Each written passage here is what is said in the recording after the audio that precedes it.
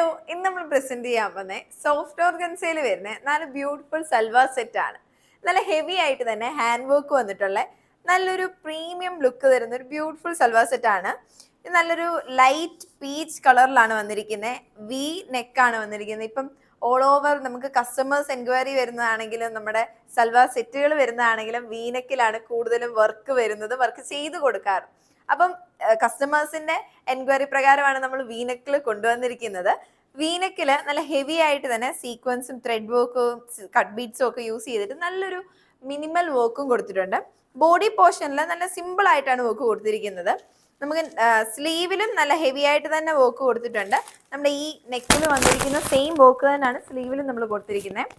ഒരു ഇതൊരു turquoise colour എന്ന് പറയാം, ഒരു ബ്ലൂ അല്ലെങ്കിൽ ഗ്രീൻ കളർന്ന് ഫീൽ ചെയ്യും.